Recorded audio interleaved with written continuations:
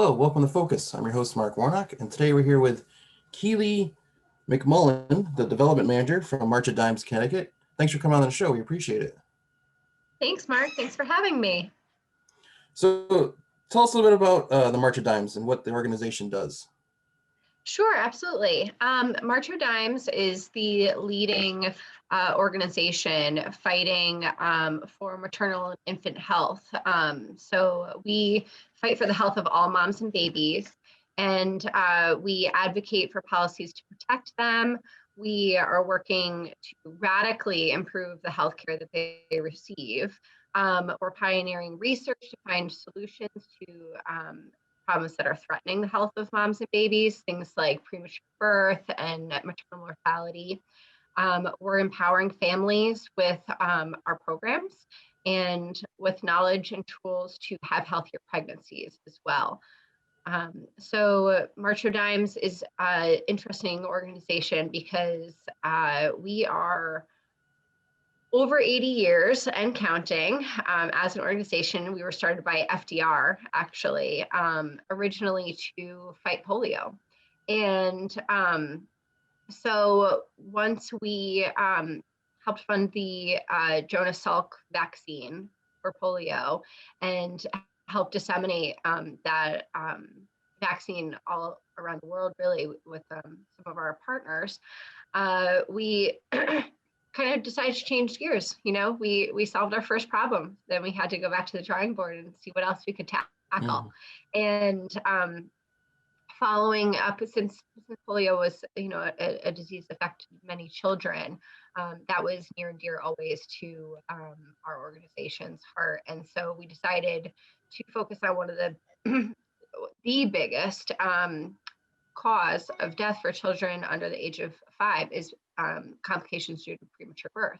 So that's how we shifted gears to that. So we're like, we solved our first problem. Why not tackle the biggest?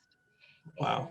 And, so over the years, we've come a long way, but you can't have a healthy baby without a healthy mom. So we've included moms for our wing as well. And that's where a lot of our preventative prenatal care education, promotion, keeping those babies cooking longer is is our that's motive. Fantastic. I didn't know the whole polio part. That's amazing. I didn't even know about that. That's great. Yeah, it's a really cool history. Yeah. So tell me a little bit about how you got involved with March of Dimes. Sure. So I started with March of Dimes about 5 years ago. And I do fundraising for March of Dimes right now, but I also work really closely with our programs and missions folks who are doing the boots on the ground work here in Connecticut and and beyond. So I got started with March of Dimes in particular because I actually started my career in social work, and I was working with children and families, primarily in medical settings. And I also was a child life specialist, which is working directly with families as sort of like child development specialist in hospitals. And I was working on the program side of things with a lot of donors and fundraisers, and decided that I could support my colleagues a little bit better by, going out there and being the one asking for the support, because that's not something that everybody's super doing. So I got involved in fundraising and worked for some other organizations. And when the opportunity came up for March of Dimes, I took it in a heartbeat, because it was so great to be able to loop in some of my earlier experience and be able to be back working with children and families and help them through some really difficult health issues. Wow, that's very cool. That's very cool that we're doing this whole time and you finally got to the big group that does all that stuff. That's fantastic. Yeah. So tell me a little bit how you guys are staying in touch with your clients and all that during this whole time with COVID and everything. And has it changed at all? Have you guys had to make a lot of changes?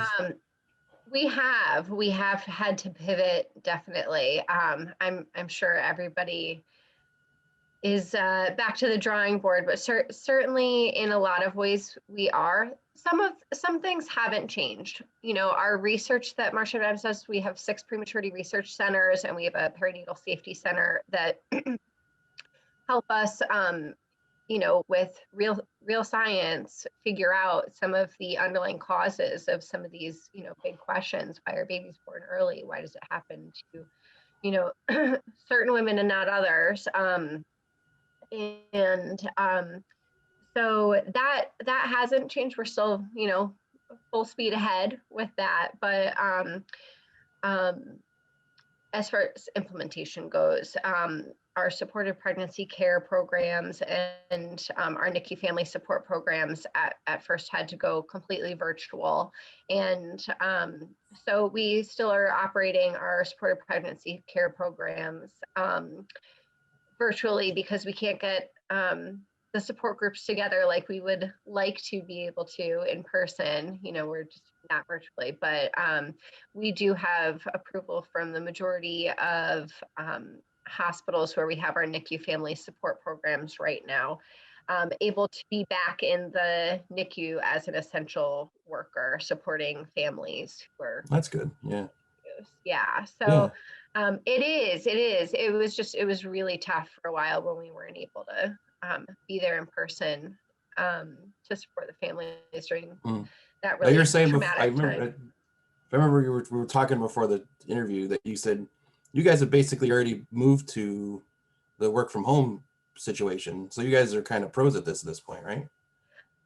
That was one of the good things about our early move to Marcia Adams was working on reducing our overhead even more, so we could put even more of our bottom line to our programs. And so over the past 3 years, we got rid of the majority of our offices. We only have a couple of physical offices now. The majority of us work from home, and not having that overhead has allowed us to really open up a lot of room for growth of our programs and starting to implement some new ones as well. You know, the research part is really exciting.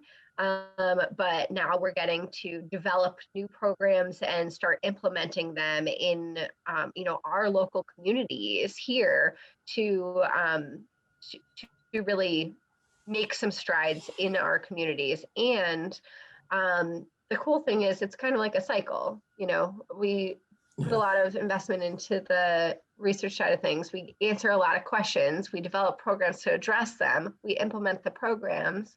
And then, you know, inevitably, with most things, new questions come up. How can we do this more efficiently? How can we reach more people? And, you know, that fuels our purpose and our research again. And we look into it more and we figure out even more how can we save more babies, save more moms. No, you were talking about you were in charge of the fundraising and stuff. How is this whole COVID situation and everything affected your guys, like volunteering for like fundraising situations and stuff like that?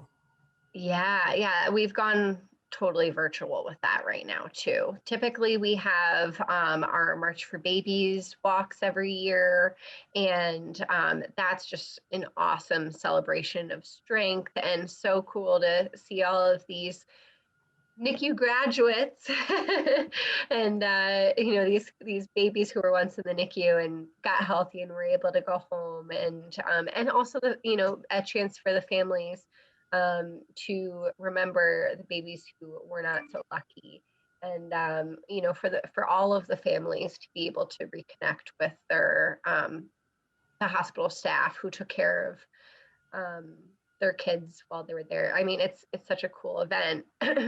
So we've been able to do some our virtual walks and connect everybody that way and keep in touch. Same thing with our signature chefs events, same kind of thing, which are sort of like our galas.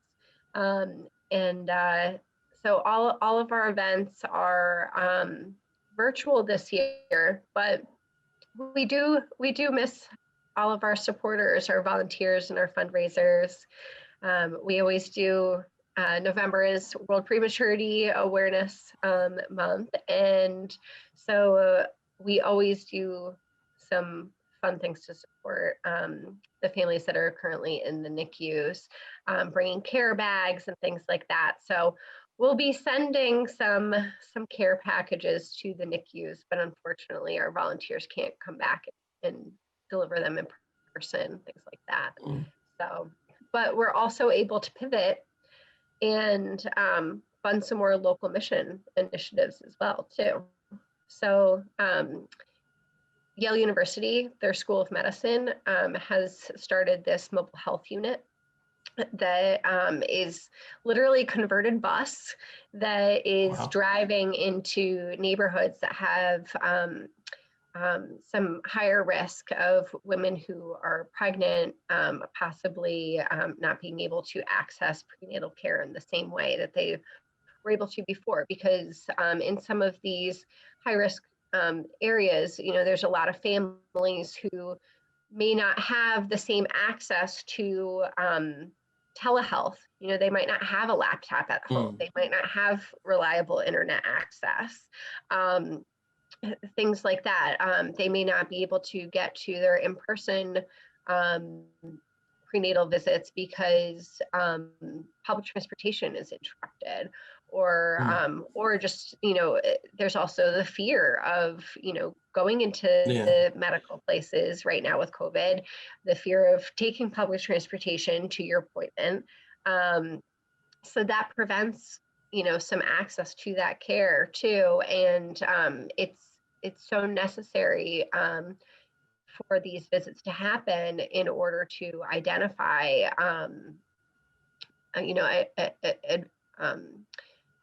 symptoms that could be a signal of something bigger underlying that are, if they're addressed early, it could be a positive outcome, but if they're addressed too late, it could be a negative outcome. So,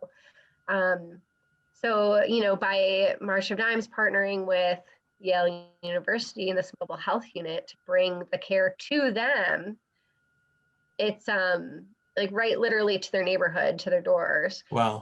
We are, it's really cool. Yeah. In the first 4 months, we were able to provide over 1,000 visits, and and it's just we're working on expansion, funding and expansion of that now. So, there's some really cool things that have come out of these really tough times too.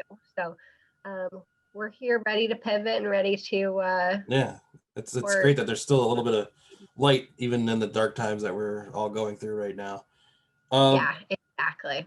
As we're wrapping up the segment here, we always like to ask our guests, what is the one thing that you're most thankful for during this whole situation that we're all in? Wow. I think the biggest thing for me has been, I think it's a time for all of us to, realign our priorities and making sure that we are getting down to what is truly essential. And that's our families, our health, making sure that our that we are sound of house and mind, and we're able to support each other, because that's a big thing. It's not just about supporting ourselves, but it's about supporting our neighbors and everything too. So if we can keep on reaching out to each other and keep on supporting each other, supporting organizations that are trying to make an impact right now, to the families that are hurting right now.